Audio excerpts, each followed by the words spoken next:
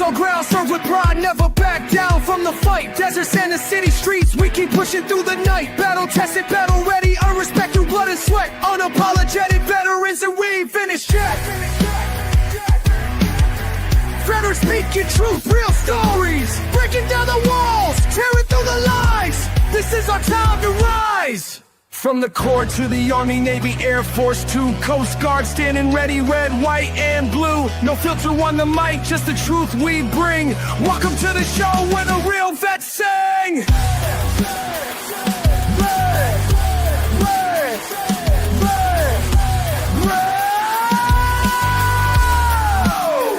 Unapologetic veterans, turn it up loud. We served, we fought, we stand proud.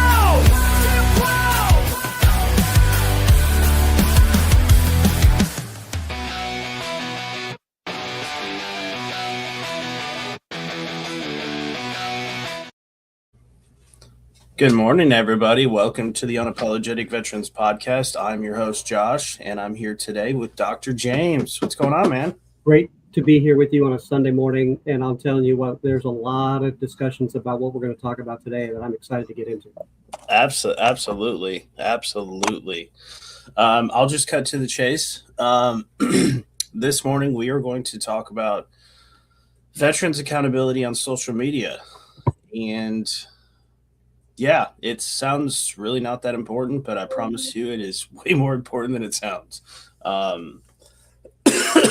We've had a major problem within our community amongst each other, probably since the beginning of TikTok, honestly, but at least for me, majorly within the last 6, 8, 9 months to a year, maybe. Yeah, I got a whole list of notes and stuff. We may be having some guests join us. For those that may join us, the link that Dr. James sent you, please just click it, join. It'll show me when you pop in here, and I can bring you up at any time, and you can chime in and join the show.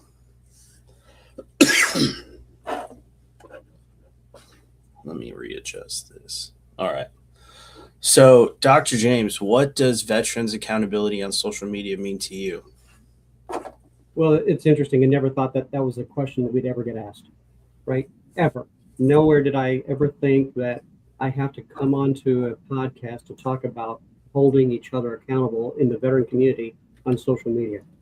Here's what I find interesting is that what TikTok has done, and if you think about all the social media since Facebook or the Facebook or even MySpace, we have taken comments and we've made them virtual into video.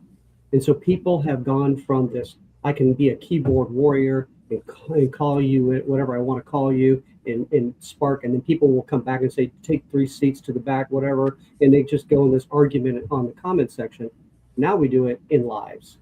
And so we've seen, and to your point, the last 9 months, an uptick of just some very toxic, people. I got invited into a live this morning, and when I went in, all they would do is bash my wife. And it's like, really, this is what we're doing now. Okay, hey, I don't need that. I'm done. So what does veteran accountability on social media mean to me? Hell, I don't know. Let's crack that egg open and discover it together. Yeah, absolutely. So because Google and ChatGPT are friends, I asked Google, just simple Google search, and then I also did the same on ChatGPT. What are the 4 biggest problems that are seen according to AI on platforms? Specifically, these platforms are Instagram, TikTok, and YouTube. So Facebook and Clapper and whatever else is, I don't know. There's like 1,000 programs these days. But the 4 things that they came up with is embellish valor. And they call that the gray area, which for those of you that have seen, listened, watched my previous episode on accountability, I touched on that briefly. I didn't dive into it super crazy, but I did touch on that. The second one is using your service as a shield. The third one is monetizing the uniform. And then the fourth one is misinformation from trusted voices. So I think there's more than that. I think if I'm being honest, I think they just kind of generalized and probably took the lighter side of the issue. I think that we as a community have a really bad problem of not knowing how to handle the response or the attention. And I don't mean just attention that you have hundreds of people watching you, all these comments coming in and people in your boxes. I mean, that's one type of attention. But when you have somebody comes in and is pointed a direct point at you, and it's followed by, it could be only 5 people, but if people are just firing off comments, yelling at each other, going back and forth, then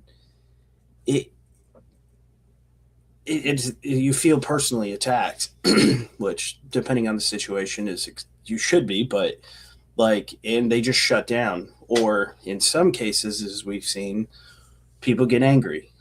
And what happens when people get angry? Right. Just so a little side note, housekeeping. I'm also streaming on TikTok now as we do this. So if you're on TikTok and you want to see Josh's face, come to the YouTube channel, Unapologetic Veteran Podcast, and then subscribe. What's interesting to that point that you make, Josh, I would give 0 cares about any of these people if I saw them on the street. But somehow, when we develop a little bit of a relationship with somebody on the social media platform, all of a sudden we call them our friends, right? And we'll go out of our way to meet them in public, or we'll, go do something. And all of a sudden there's some kind of value. And I think the last thing that you said, somebody we trust that misrepresents, there's so much of that.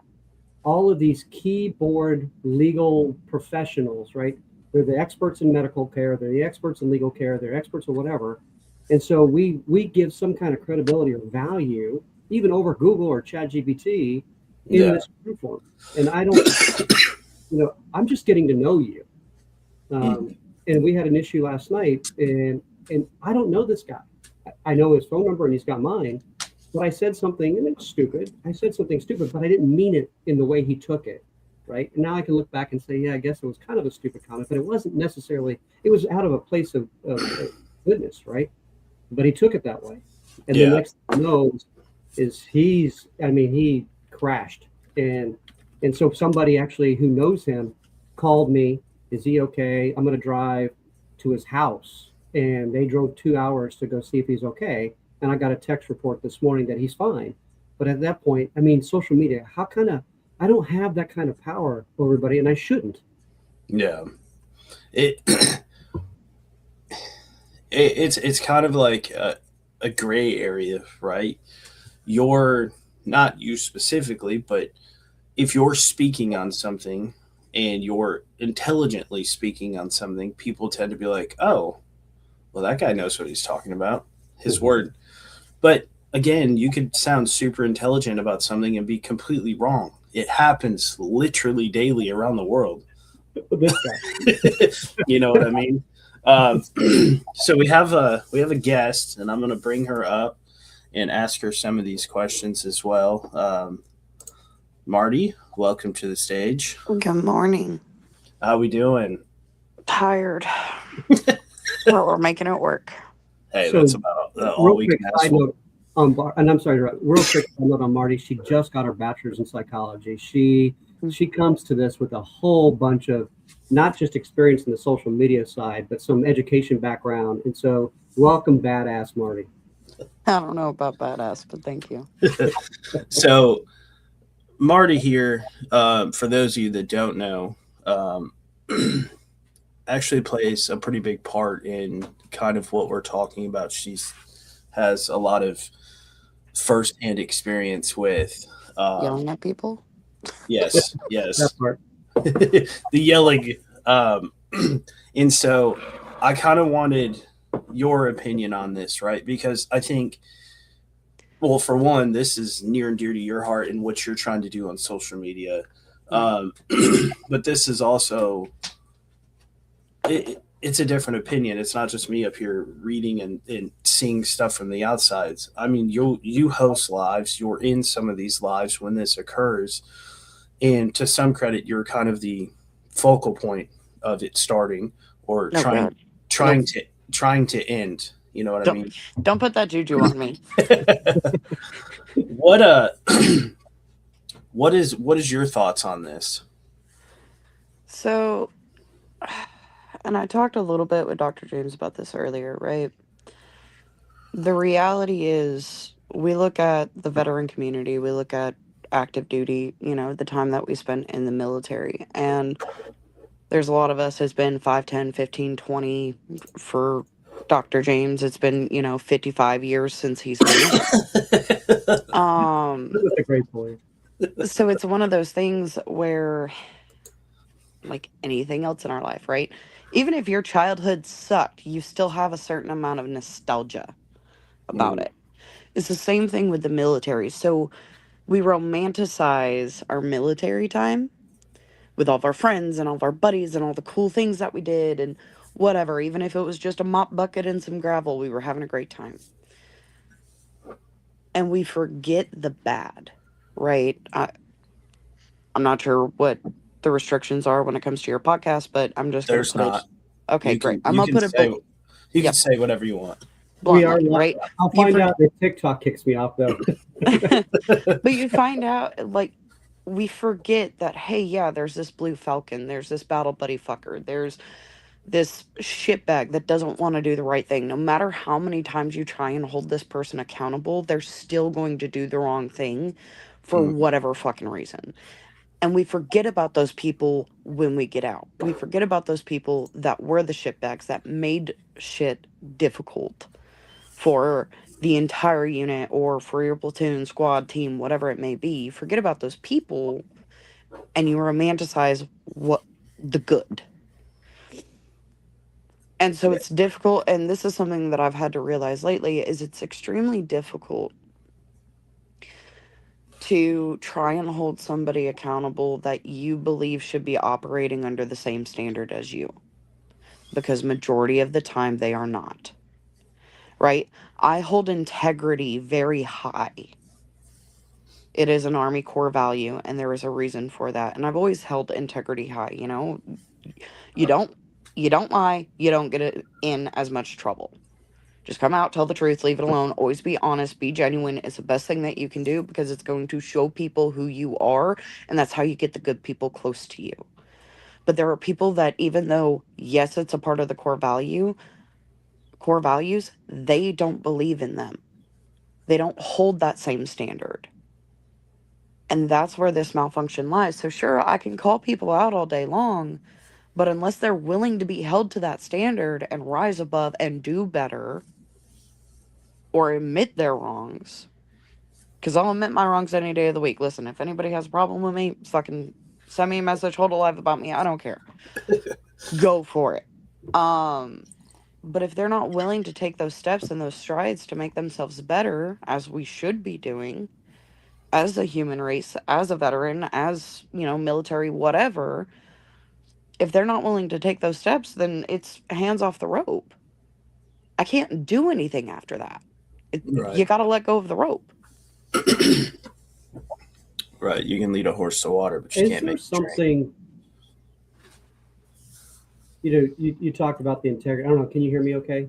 It looks like. Yeah. When we're in the military, the standard was set, right? And the expectations were pretty much written or through commander's intent or whatever. We knew what the standard was. We had to deal with the dickhead to our right, or the whatever to our left, but we still had a focused standard and still But in social media, I don't have to deal with you. And what I find is that there's some people that have this, I want to be accepted.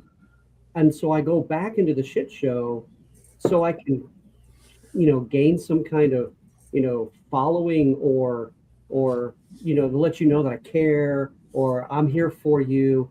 But I wouldn't do that. I wouldn't have done that to the guy to my left and right, other than I would protect him because that's our squad, right? But I don't have to be friends with you at night. And when I left you, I left you. Or in the barracks, I went to my room.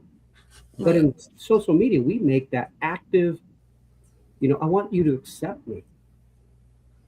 Well, and I don't even know if it's really acceptance as much as it is needing chaos, right? This is something that a lot of people forget as well, is when you're in the military, you're used to operating within a certain amount of chaos, right? It's go, go, go, go, go until you're done for the day. Or it's hurry up and wait, and then it's go, go, go for a little bit, and then you hurry up and wait again. And that's when the shenanigans commence. But you're used to being busy. Even when you're doing nothing, you're doing something. And the commander, the first sergeant, your squad leader, platoon sergeant, they're all going to make sure that that happens. Even when you're supposed to be doing nothing, you're still doing something.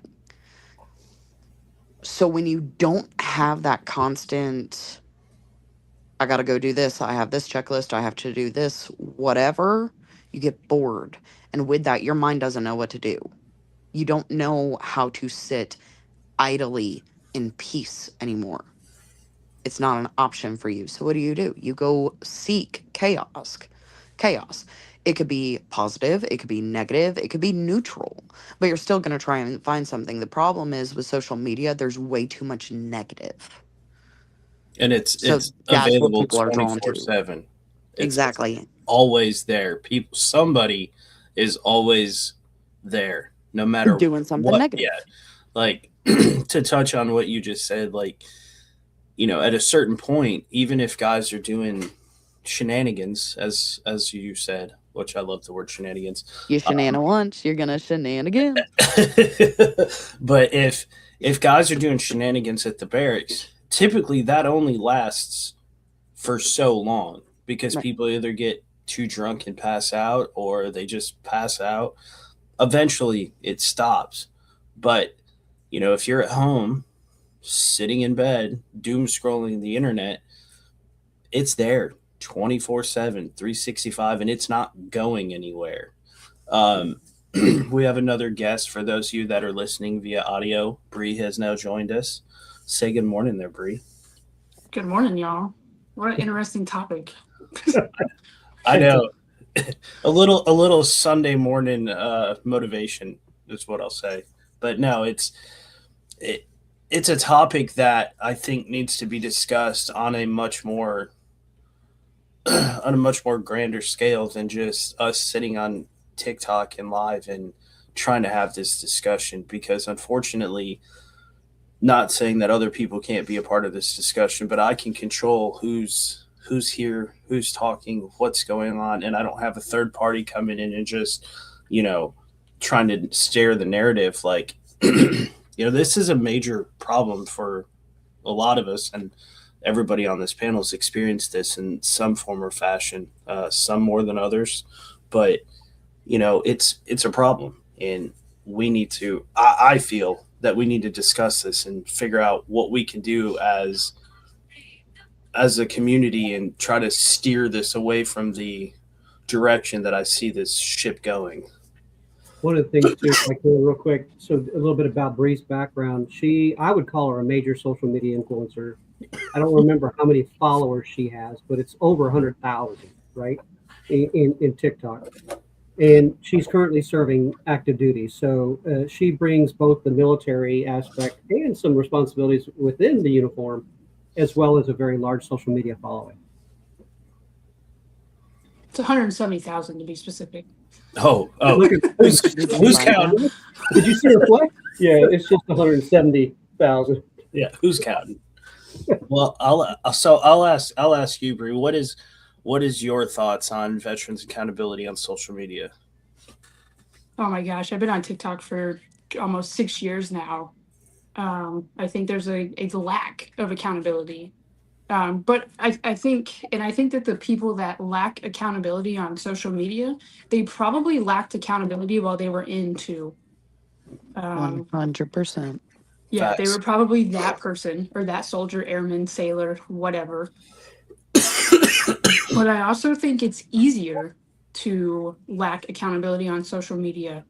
And one of the reasons I say that is because on social media, people don't have they don't have to worry about the immediate face-to-face negative feedback. They can just like drop whenever they want to, and avoid it. But I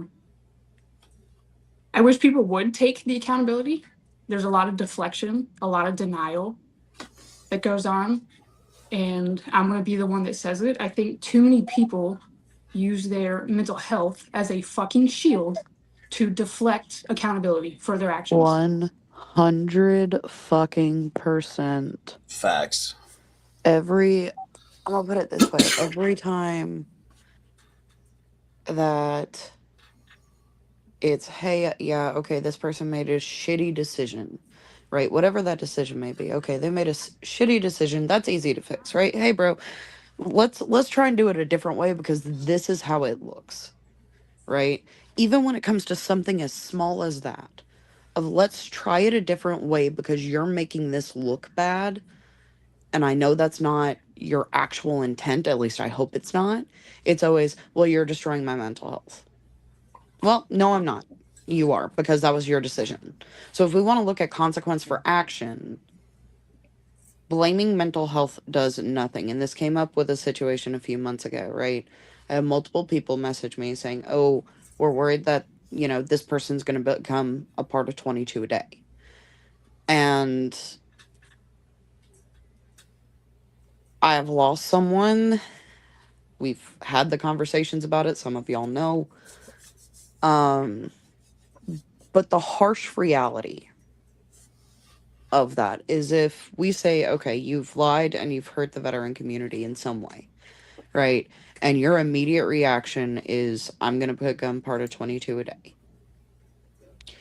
Why, for one, key question, why run away from accountability? Because accountability is supposed to be a good thing. It's supposed to make you grow as a person.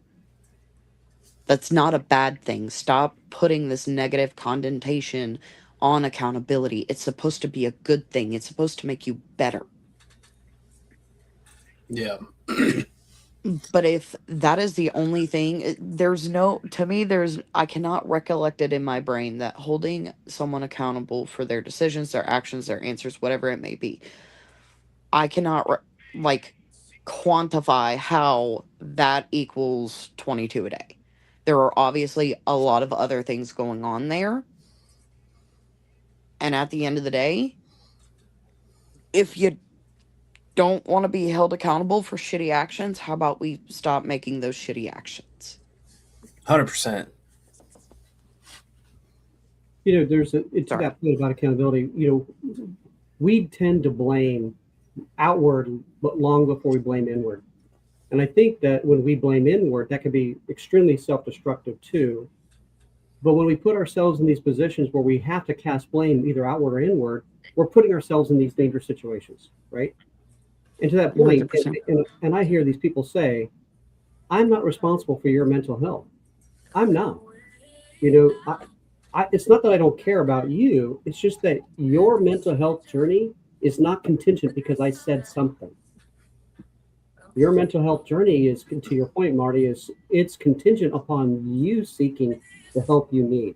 And when I go on live, I make it clear, I am not a therapist. I'm not a licensed clinical social worker. Nope. I'm not here to help you gain, some kind of mental health victory. I'm here just to coffee and shoot the shit. Well, and like you brought up, right? Yeah, I have my bachelor's in psychology. I could have my doctorate and be a clinical licensed psychologist. That does not mean that I have the capacity or legal capacity to help people online. That makes me liable. Right. Yep. That part. No. That part. So and that's the thing that has been pissing me off so much when it comes to these health professionals and mental health professionals and all the rest of it, because I can generalize and I can be broad and I can draw from my own experiences or the things that have helped me through therapy, years of counseling, and going through, everything that I've gone through and how to understand certain things. I can bring that to your table, right? I can bring that to the potluck and say, hey, maybe try this because it helped me. That's not me being a clinical psychologist or a licensed psychologist or anything of the above. That's me going, hey, Dr. James, you're my friend and I see that you're struggling with this. I struggled with something similar. Here's what I did to help. Maybe it can help you too. That's me coming to you as a friend, not as a psychologist. Those are two very different things. Yeah. Let me ask y'all a question. So, do I'm trying to think of the right word. Okay. The answer is purple. Always. Purple. All right. Do you guys feel that the mental health reasoning, right? So I went off and I got online and I pissed everybody off and caused a whole bunch of drama. Oh, my mental health. I'm sorry. No, for one, that's bullshit. But do you think that the awareness that we as a community have been bringing to mental health is also driving this issue and making it worse? Because, you hear everybody talk about, man, it's okay to talk to somebody. It's okay to reach out for help. Like you're not a lesser person by saying, hey, I'm not okay. I need some help. But also I'm seeing an uptick in, oh man, sorry, dude, it's my bad. My mental health is all fucked up. Or bro, you're causing my mental health to go crazy. It's like, no, I am literally doing nothing. Like, no. But do you guys feel that it's coinciding with each other?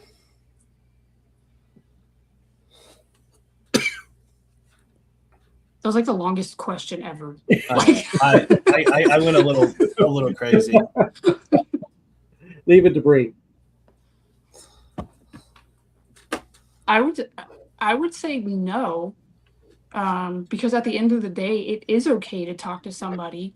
However, and I would hope that, that we were all taught this growing up. You are still responsible for your own fucking actions. You would think. I feel some people are not in the same, did not get the same life lesson. I have no sound. You don't have any sound? Oh, I can hear you. Okay. You cannot hear me. She can't hear you, Josh. I can't hear you. I can't hear Josh. Can you hear me now? You might have to exit and try and come back in, Bree. Yeah, I'm gonna drop and come back. Okay.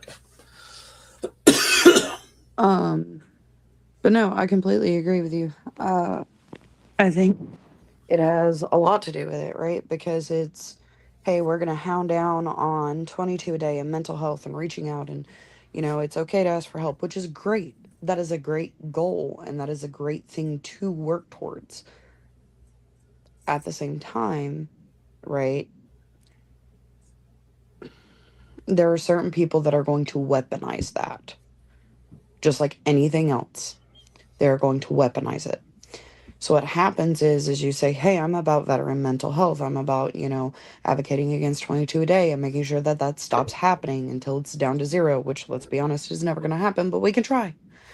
But we can, sit there and be that person. And then when that accountability is held towards someone, right? Anyone.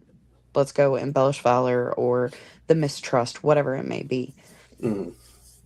When you say, hey, yep, here's the issues that are happening and here's what you did wrong, they're immediately going to weaponize, well, you're 22 a day, right? You're 22 a day. You're advocating against 22 a day and making sure that shouldn't happen. And you're advocating for mental health. Therefore, oh, it's my mental health that's the problem. It's not me. I'm going to deflect it onto my mental health because that's the easy scapegoat to take. So that way, hopefully, you'll believe that my mental health is bad and let me go about my day and not suffer any of the consequences for my actions.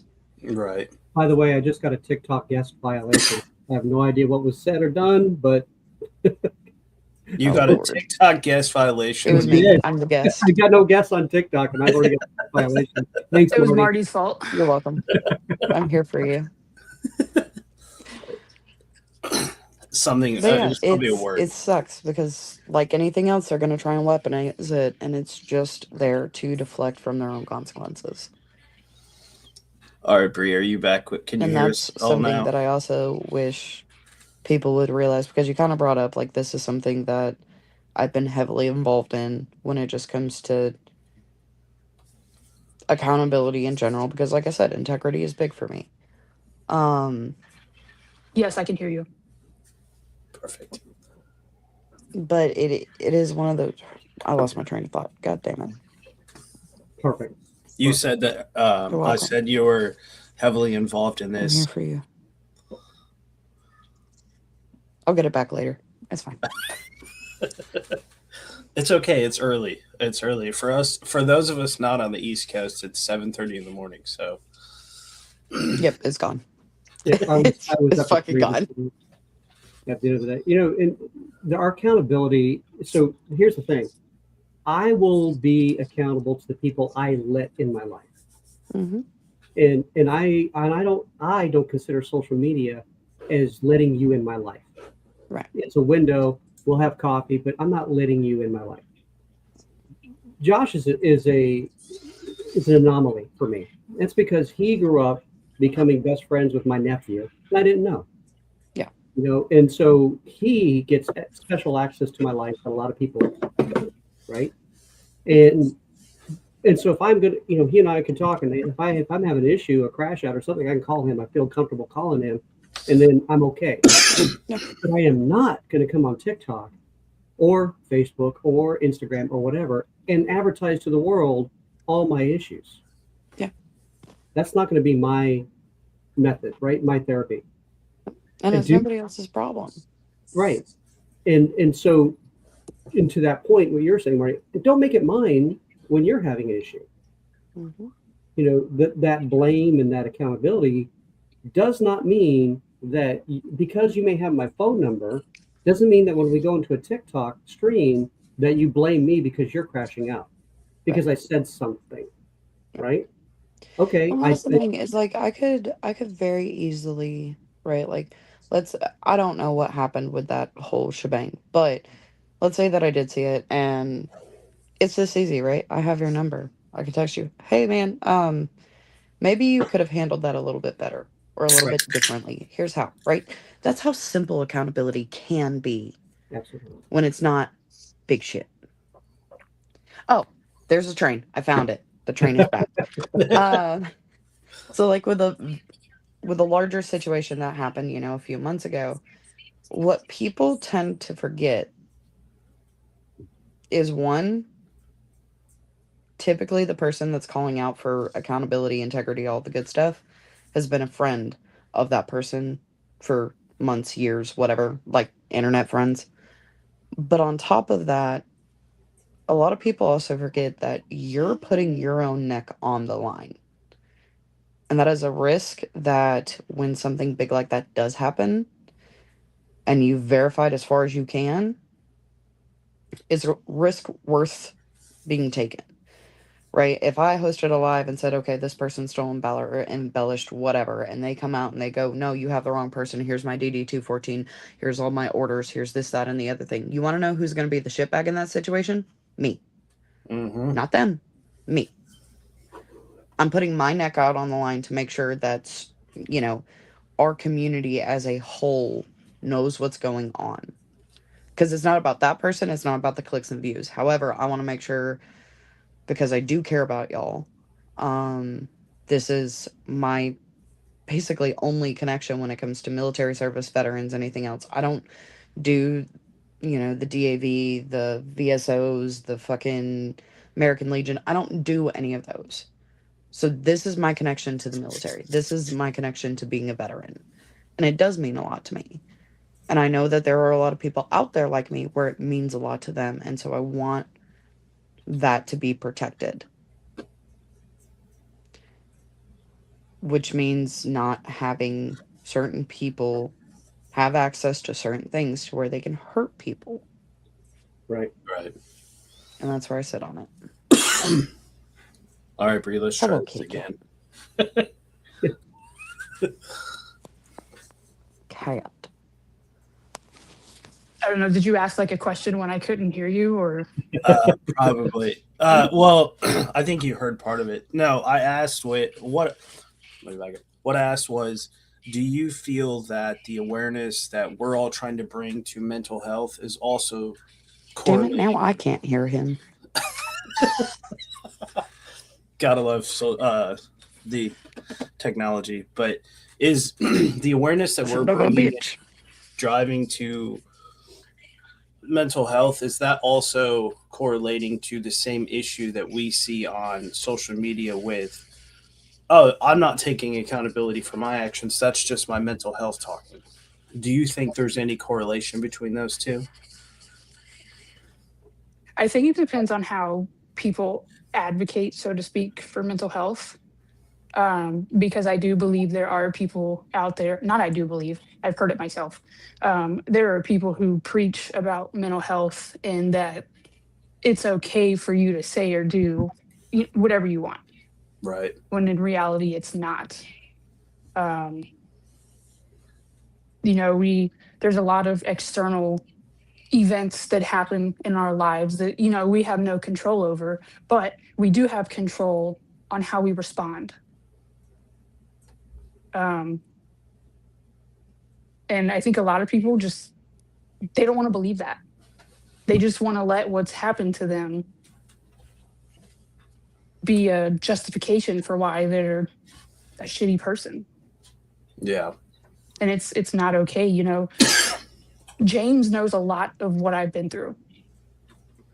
But I have yet to allow any of that to give me a reason to be a shitty person to anybody. Yeah. I think sometimes some people take that a little too far. You know what I mean? They take their trauma or their experiences, and I'm not saying that what they've gone through or what they've experienced isn't super important to them, but sometimes they take that and they wear it as like a badge or a shield or a rank, if you will, like, oh, I've had this happen to me, so I can act like this, when in reality, no. Like, no. Yeah, you've had these experiences and this trauma and whatever else, but that doesn't mean you get to just be an asshole to people for whatever reason. Like, I hate that this happened to you, but stop being a dick to everybody. 100%. And I think, right, we're all allowed to have bad days. Those days happen, but we also need to have the self-awareness to come back and realize that, hey, that wasn't okay. Mm-hmm. And that's mentorship too, right? So accountability, a subset would be mentoring. I mean, we've had conversations where, how do I handle A, B, and C? And some of those are critical situations that are happening, right, with supervisors or relatives or whatever. So those are the opportunities. To that point, we have established relationships with people that we can get into that kind of conversation. And again, I think in social media that I may have earned a right to do that, and then I find out, like last night, I'm wrong. I don't have that right. Then it's fine, and I can move on. But here's another part of that. We can't even define mental health.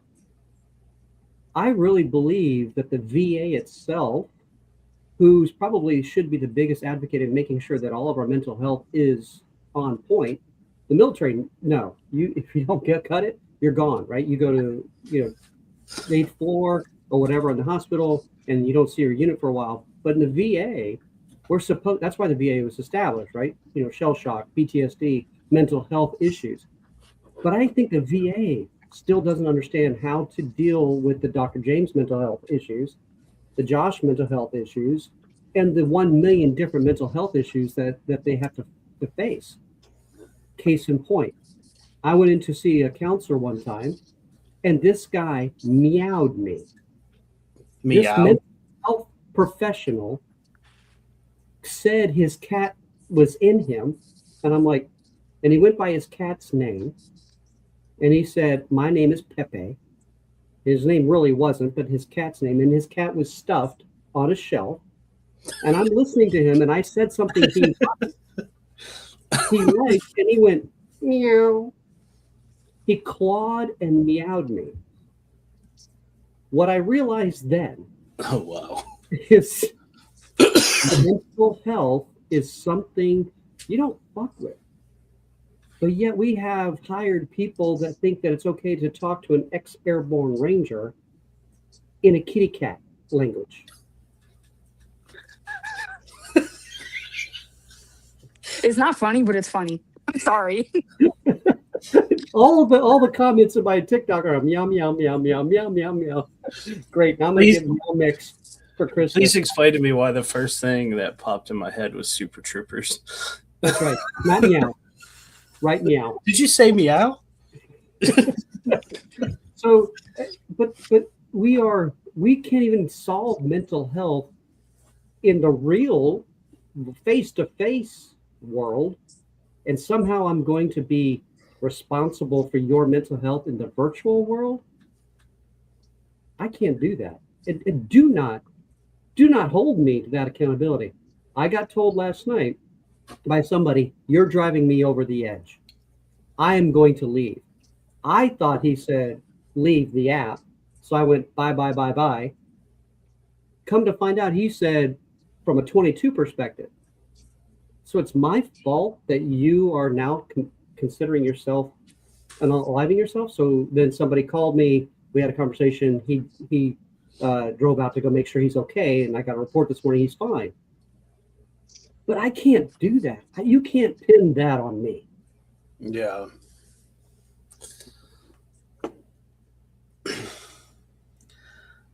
I think Marty's back. Let's see what she's got to say. Can I have my vape on here? Or Yeah, you can. Yeah, absolutely. Okay. Fucking hit that shit. And you're not on, even though my TikTok is 21 or 18 I can't hear plus. James now. It's all my fault. I'm sorry. I'll be back. I What do swear you she's got, gonna Mark? come back, be fine, and then I'm not gonna be able to hear James. It's fine. We'll make it work. So the one thing that I was gonna bring up, because I've been on the flip flop of kind of both situations, right? Mm-hmm. There is a difference between, how do I put this? Right. There's a difference between holding someone accountable and harassing someone to a point. And this is a problem with psychoanalyzing, right? You understand the buttons to hit, and you hit them intentionally to purposefully drive someone to that point. Now, yeah, this is again where we weaponize, right? And we deflect. So no, your mental health is not my malfunction, right? It's not, I'm not accountable for your mental health. At the same time, if I sit there and I'm constantly berating you or bringing up a situation that I know hurts you, that's me weaponizing something to make you get that way. Right? Last week it happened to me. I've been hearing the same fucking thing for months and months and months about myself, which I know is not true. There is guilt that I carry in that situation. I lost one of my brothers to 22. There's a lot of guilt there. Why didn't I say the right thing? Why didn't I say enough? What was the one thing that would have clicked for my friend? What was the one thing that would have been there and would have made it okay? Right, just to keep him surviving one more day. And the reality is, I know logically, right, because this is another thing we learn is apply logic, not emotion, and then bring the emotion later. Logically, there was nothing I could do. Logically, another person initiated the situation, and he made the decision to become part of 22 a day. Right? Because of the situation and how it was handled. But there was nothing I could have done. There was nothing I could have said. There was nothing I could have changed about that situation. So all I can do is move on from here. So how do I help? And that's what I tried to do. But for months, I've been hearing, oh, no, you're the one who bullied him into doing that. That was my friend. That was my brother. The only reason I go live is because of him, because I'm trying to carry on that torch that he had. I'm trying to make sure his memory doesn't die. So when I finally heard this person say it in a live that I was in, I flipped. Because I've been hearing it for months. I've heard the screen recordings. I've gotten messages, the whole shebang, and I've tried to ignore it, and I've tried to let it roll off the back. And it's this constant, oh, you're a con artist, you're this, you're that, you're the other thing. And it's like, all I have ever tried to do is the right thing. I've asked you to stop. How many times do I have to ask you to stop? And you keep poking that damn bear before you break someone down to that point. So those are two different scenarios. One where, okay, yeah, somebody's feelings got hurt, they're upset, whatever. Yep, could have been handled differently. One situation. Versus the consistent and constant poking and prodding until someone breaks. That's what weaponization looks like. Yeah. And I think we need to understand that difference, because the more that we allow people to weaponize these things, the more we're going down this negative fucking road, and we're not going to be able to turn this ship around. We're about to hit the fucking iceberg. We're not far off from hitting the iceberg. And the reality is, and me and Raha, we talked about it the other day. If somebody does take their life on this app, God forbid. God forbid, because no one wants that. The whole point of us getting together and building this community is to ensure that doesn't happen. Or do our damnedest to ensure it doesn't happen. Whether that's laughing and joking or talking about the problems, whatever it may be, the goal is to try and make sure that we're there for each other. But if somebody does, hey, the veteran community right now is divided 10 different ways. Guess what? It's going to be divided 50 different ways if that happens. It's not going to bring us together. There's nothing to bring people together at this point. Because everything is getting weaponized against everyone. No matter what it is.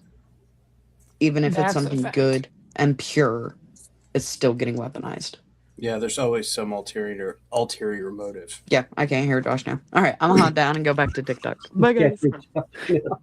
Thank you, Marty. I don't know what's going on with our telecommunications this morning, but yeah, I mean, I What can't hear should- Josh either. So He just said, nope, can't hear you either. I'll be back. Can you hear me, Dr. James? I can. Okay. And unfortunately, you can hear me. Yeah. Well, you know, I don't know what's going on with this morning. Sorry, go ahead. I was going to say, we've been on for 48 minutes. It's probably a good time to segue into some solutions, right? And what are the things that we can do to try to influence the veteran community to be on point to help, right? So let me ask y'all this, and either one of you can chime in and answer. So,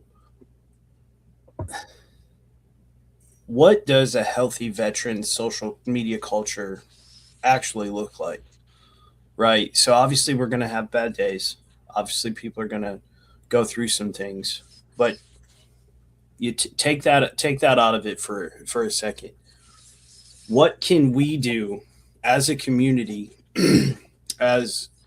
I'm not a pillar in this community by any stretch of the imagination. I'm just a guy that sits behind a computer, talks on a microphone. But what can we do as a community to make this better for everybody, to help, as Marty said, steer the ship away from the iceberg? What can we do? Stop competing in what I like to call the trauma Olympics. Trauma Olympics. Explain. It goes back to everybody seems to have to one up each other. When somebody's sharing their experience or what they went through, 9 times out of 10, there's going to be somebody in there who's going to say that they've had it worse or they've been through X, Y, and Z, and everybody's trying to one up each other like they're going to get some fucking gold medal for what they went through. So I like to refer to it as the trauma Olympics. Fair enough. Somebody wrote in the comments, Bree for president.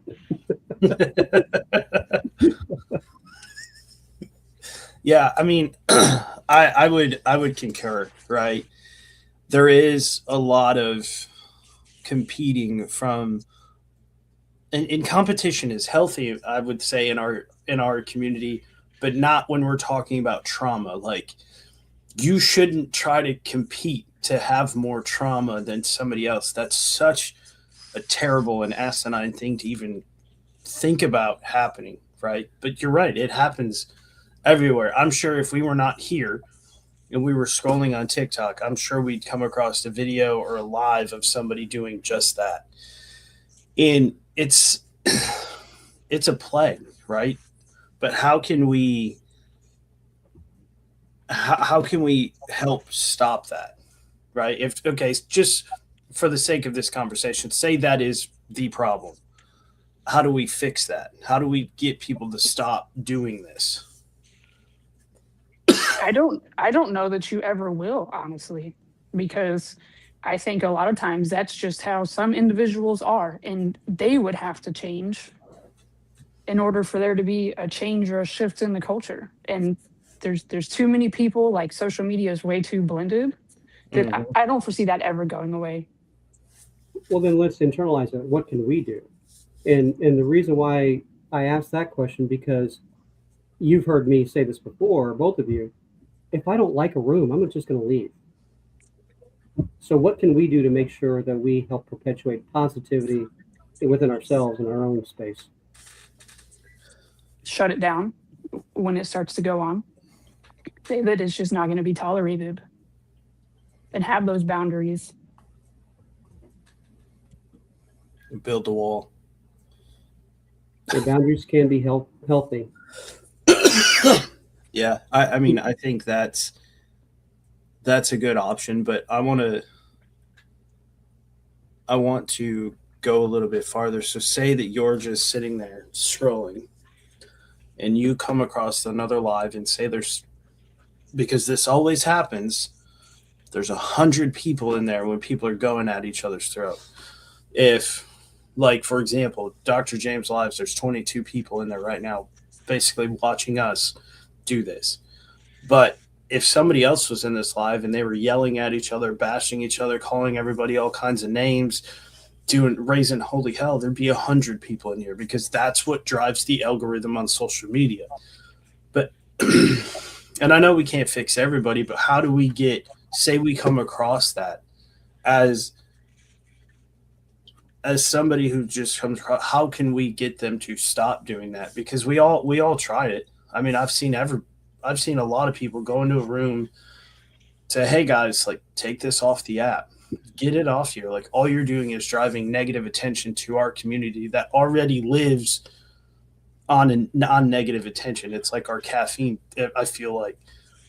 But how do we get people to just be like, all right, and like stop doing it? Because I think that's a big problem as well. That, yeah, we could all as a group say, okay, hey guys, like, hey Dr. James, like, all right, man, like, go somewhere else. But if we have somebody else, they're just going to be like, fuck you, I'm not listening to you, man. Like this is between me and him. But it's like that. Then why are you doing it on social media, broadcasting it for the internet? Take this shit on the FaceTime or a phone call. Like, stop doing this here. Hey, I'm gonna block Jeeper off my live on TikTok. Jeeper, every joke is meow right now. Oh my Lord, that's so yeah. To that point there, Josh, when and I don't want to say this in such a negative way. It's actually a very complimentary way, right? So you and I are old generation. The Brees of the world are the next generation, right? And Bree has established a very wonderful presence on TikTok. When she speaks, her yes means yes, or no means no, and people Thanks. People actually, they will go into a live to listen to her speak, and she rarely speaks, right? Versus those like me that look, hey, I'm a doctor, which means why say in 10 words what I could say in 10,000, right? Don't ask him what his dissertation was. He might fall asleep. That's right. It's to go around the block See you next door. to get next door. So my point here is that we are now in the watching the breeze come up into this and saying, okay, look, this is the positivity. Go off the app. Let's do this. You know, as the host, I can control and say, this is who. Yesterday, I had somebody in my live who was she asked some great questions that got a lot of interaction, and then she started escalating, and I can sense that the anxiety of the panel was going up with her. They were matching the energy in a negative way, and I didn't respond fast enough. And when I finally dropped her, by then people were leaving, going to another live, saying we got to regroup, we got to reset, because this isn't the Dr. James's lives that we expect. So we expect, you know, a lot of the goodness. And I have somebody that actually comes into my live and says, I can only handle this much positivity. And then they go out to go handle the negativity, right? They thrive on that. So again, I'm going to land the plane. We have to depend on all those creators like Bree that have got that kind of influence to say, you know, we're here to level set, to be positive, to not be toxic, to whatever, and continue that mission. Yeah, I mean, I would agree with that. I'm reading some of the comments. So, you know, change the channel. You know, where was another one? Don't go into those rooms. Stop giving any attention. So, with that specifically, sometimes it's hard for some of us to, and this is another issue that I think some veterans struggle with, is egos, right? I think egos and mental health sometimes come synonymous, even though they're not the same thing, because people, their ego gets the better of them. They get themselves into some of these situations and they're like, oh, my mental health. And it's like, no, that's just your ego, man. Like, you got poked. And I think for some of us, it's it's tough to check your ego at the door and just come in and enjoy each other's company, right? Isn't that the premise of what some of us do on social media? Like you, Dr. James, like Vet Nation Cards, right? Just come in and enjoy each other's company. And if you feel comfortable, share your story. You know, let's talk about whatever topic, you know, you guys want to talk about. Like when did that change from just a morning coffee, you know, come in, have a good time, camaraderie type thing, to now people are, you know, they're battling with egos. Like I think, and Casey just said it on our YouTube chat, there's a huge lack of mutual respect for each other on the app. I think that Oh, I just saw the comments. I didn't know that we could see comments. only on YouTube. On Oh, here, okay. that's yeah. But I Now think we- that I think that that's part of the struggle as well, as everybody's ego, right? You know, I heard a story a while back of somebody trying to join somebody's live, and just because they were a female, they're like, oh, we don't want you here. And then they seen how many followers this person had, and it's like, oh no, you can come in here. Like, you have the people. Like, dude, who gives a shit how many followers you have? Like, who gives a shit? That Right? part. This isn't a pissing contest with people and the number of followers. Like, you're either a good person or you're not. Like, you know, like, it doesn't matter. They don't coincide. To that point, and I really believe a lot of them enjoy getting the gifts. They enjoy that kind of attention. They want to see the numbers in their group be, 100. They want to see, and so they will continue to feed off of the negativity just so they can get. And I hear this word a lot, just so they can have the clout, right? Yeah. for whatever reason. Chasing clout.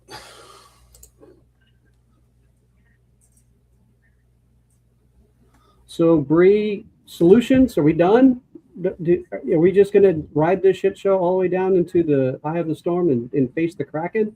Or is there a solution that we don't see?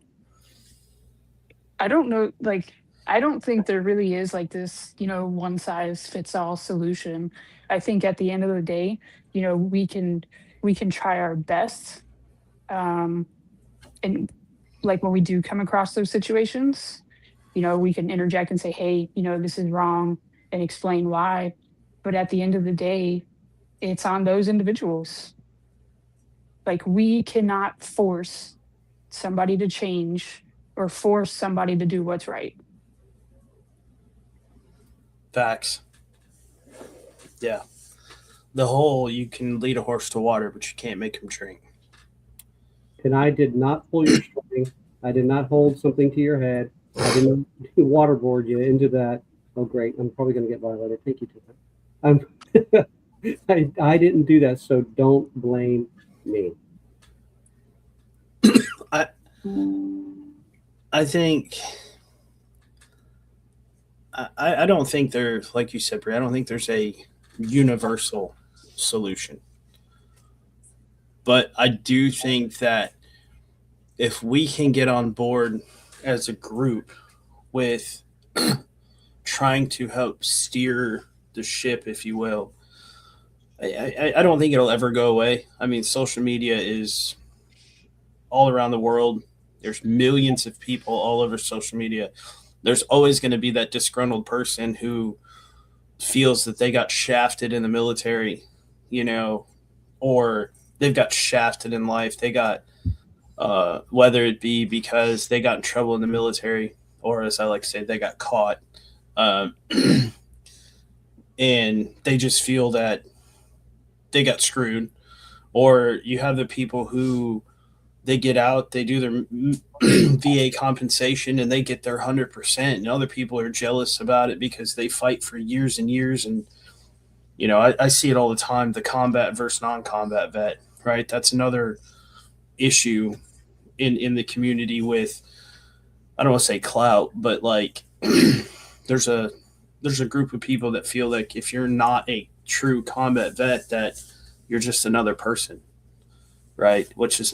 That's not true at all. Like, you're a veteran. I don't care if you went to Vietnam, went to Korea, were on the lines in Afghanistan and Iraq, or you deployed on a boat, or whatever the case may be. Like, it doesn't matter, right? You served. But I feel that there's just some of us that are destined to just cause chaos. I've seen it a few times in your chat on TikTok. It's the chaos that some of our peers look for. They live on chaos. They don't know how to not cause chaos or be in a chaotic environment. Real quick, I just made one of my gift goals, the cat paw. Jesus. Oh my God. This is where we're at, ladies and gentlemen. But to your point, Josh, I think, yeah, there may not be like the universal solution. We in, our group, I think we can create that healthy environment. And if people don't want to contribute to it, well, then go find somewhere else to be. Yeah. But if we start tolerating it, right, then we're no better. Exactly. And I think that some of us are better at that than others. And I think also some of us, the compassion side of us or the empathetic side of us are like, well, maybe this person's just having a bad day. But then it's the next day. And then it's the next day. And so there's I don't want to say it's an exact fine line, but I do think there's a line there that we have to say, look, you're having a bad day, man. It's like, we're here for you.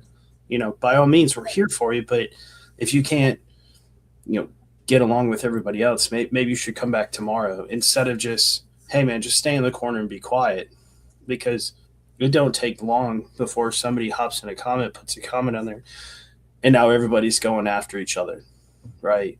I think you're right, though. We have to take it upon ourselves to set the example. Really, that's about all we can do is set the example. And I think Bree hit something earlier about the Olympics, the trauma Olympics. Yesterday we had somebody in the live who she was sharing her co-star's story, and it was a very traumatic, and she felt comfortable on our live to share it. One person kept trying to interrupt her, and everybody jumped on that person and said, let her tell her story, right? But then in the comments, as you're pointing, Josh, they were going at, well, the stats show this, whatever. That is not, that, sometimes it's okay to shut the fuck up. Facts. I wish more people would do it.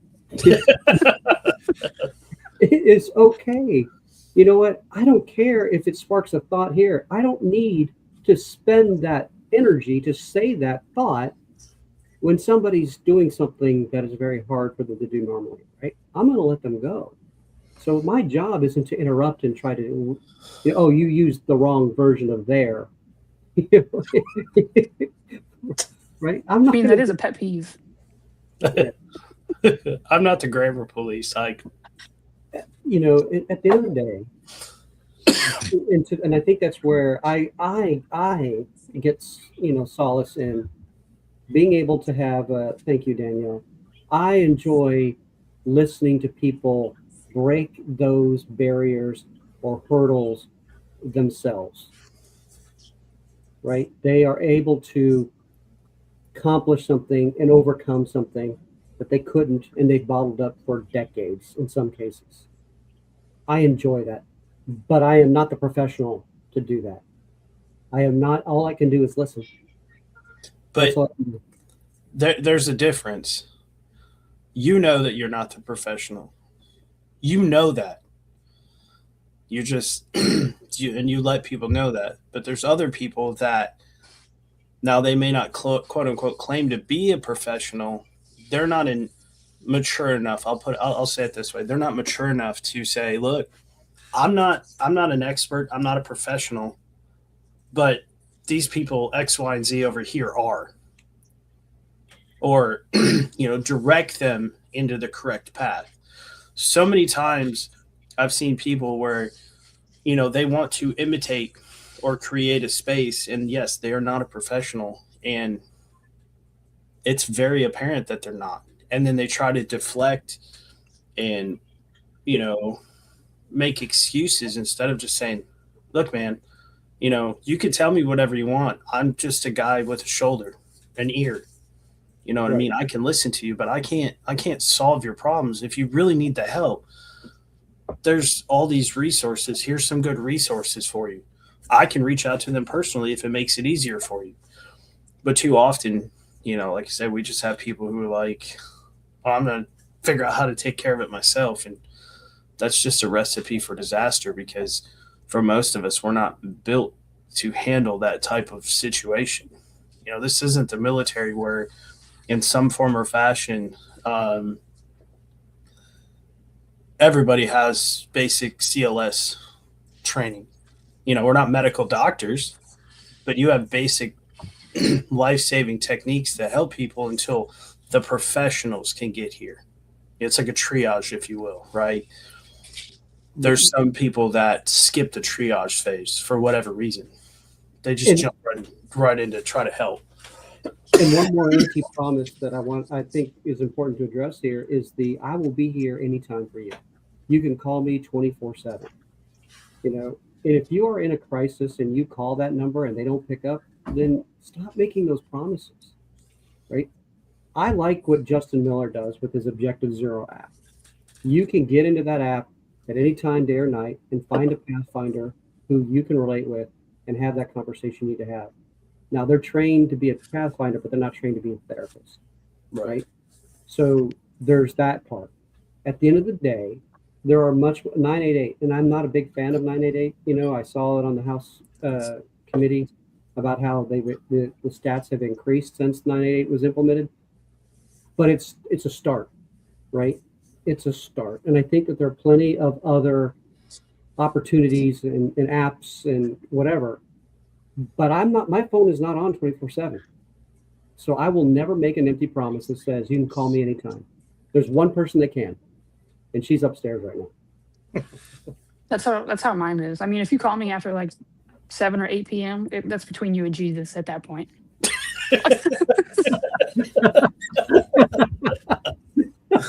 Yeah, I mean, they're setting clear boundaries and expectations is another part of this, right? Like, you said, hey, you call me after a certain time, I'm probably not going to answer. But if you tell people call me anytime, day or night, and that time you don't answer, then what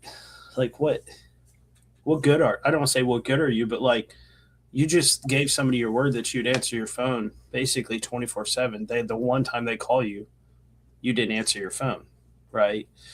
And it's, I think those clear expectations is what needs to be set up front across the board.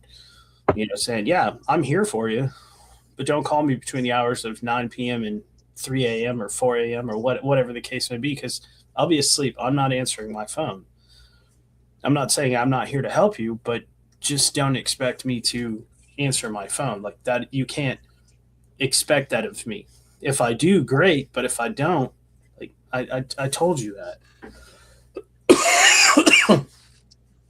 Yeah, you do have to be clear in that. And I got people like my daughter, my airmen, they're on bypass, so their calls are going to come through and it's going to ring. But I'll tell people, you can call me, but I can't guarantee that I will answer. Yeah. And I think that's one more step in the right direction is that, if you're going to be a veterans resource or live, just make it clear. I'm not here 24/7. I'm not here to be your answer. But I do think a lot of people think that they are. They love to be the center of that kind of attention. It's the hero complex. Yeah, I think you're right. Yeah, and it gives those people that are struggling, it gives them a sense of false hope. Mm-hmm. And that's not fair at all. Right. Yeah, absolutely. Well, y'all, we have gone a little past our runtime for this particular episode. However, I would like to revisit this in the coming weeks and expand on some of these topics a little bit further and kind of dive in. Bree, if you're available, I'd love for you to join us to continue this. I think that this is a step in the right direction, having these conversations. I mean, we're live streaming on 2 different platforms. And, the comment section on TikTok's going wild over here with different comments. And maybe we can find a way to do this on TikTok and not be censored. I don't know. I have zero faith in TikTok, though. But I think this is a good starting point. I mean, we hit on a lot of the wickets that need to be said, a lot of stuff that needs to be said. We've kind of touched on some solutions. Maybe we dive a little further deeper into that. Marty, I know you're not up here anymore. I think you're still in the comments over on TikTok. I appreciate you joining us this morning and giving your peace of mind. It's greatly appreciated. Bree, thank you for joining us as always. I'm gonna drop you down, and then we'll close out the show and we'll go from there. Sounds good. See y'all. Thanks, Bree, for joining. Thanks, Marty. Wow. Excellent. And I don't like to say excellent show because this is not a show.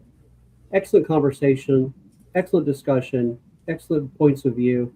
TikTok was alive at the sound of music. I mean, there's so much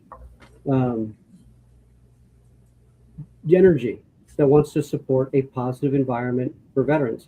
Mm-hmm. And I think, like one of the guys in the comments, Matt said, we need to not keep our identity in yesterday. Being a veteran, although it's part of our identity, it shouldn't be the sole thing for our identity. I know a lot of guys that graduated high school back in 1985 when I did, who they were the star of the football team, and that's where their identity stuck. Yes. Right. And Yes. so, same with the being a Marine or being a Ranger or being in the military, paratrooper. Our identities don't have to get stuck in any one event. Our identities grow. Yeah. We as people. Yeah. I mean, I think that too many times or too often that people identify as a thing. Like you said, they were the star quarterback in high school on the football team. Like the guys that never left their hometowns. They'll always be that guy, right? Right.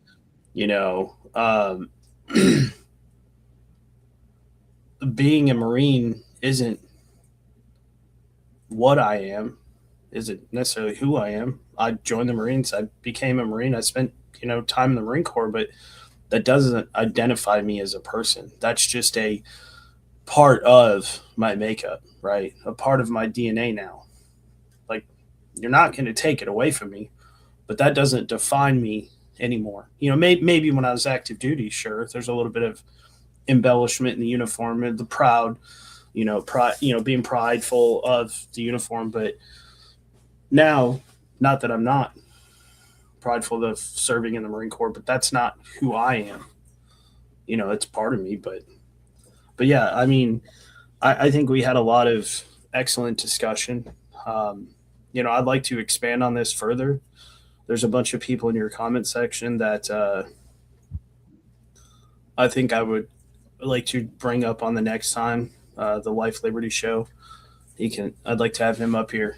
If just a few different people get some more perspectives, right? Because the more we talk about this, the more we dive into it, the more hopefully we can help change this. Absolutely. Do you want to talk about some future? Oh, go ahead. No, sorry, go ahead. Do you want to talk about some of the future shows we're going to have? Yeah, if you want. All right. So we haven't nailed down the exact time frame behind these, but we're going to do a set of series on human trafficking. We've got several guests that are going to come up and talk about their experiences.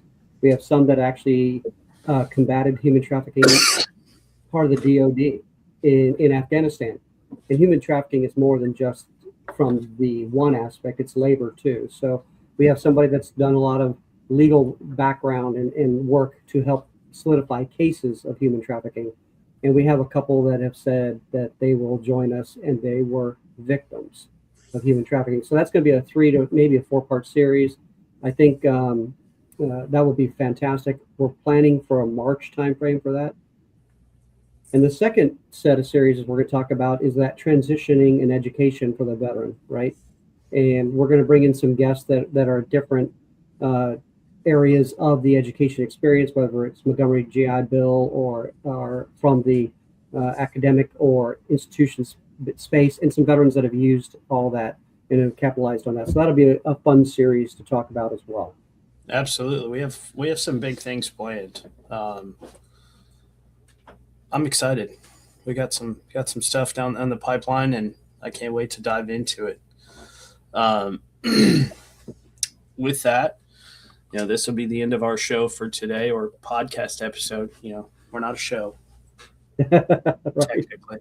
As always, thank you to Homefront Sit Rep Podcast. They help sponsor the show. Thanks to Heroes Media Group. They also host the show. Thank you to those guys, for allowing us the opportunity to get on here and do this. I want to leave everybody with a comment that I seen. And just stew on that. Leave a comment. Tell me what you think of it. So it says, veteran status is not a credential for life. It is a responsibility for life. How we conduct ourselves online reflects on every veteran who served before us and everyone who will serve after. Honor does not end at discharge. Wow. Powerful. I wished I'd have said that. Why? Because you're the doctor? Yeah, right. Philosophically, indubitably. Yeah. With all that, y'all, I appreciate everyone's time, all the comments, all the shares, all the likes. Again, Thank you all for joining us, and stay unapologetic. And I will talk to you later. I'm not going to stay in when we hang up because I'll go back to here. But take care, Josh. See you on the next time.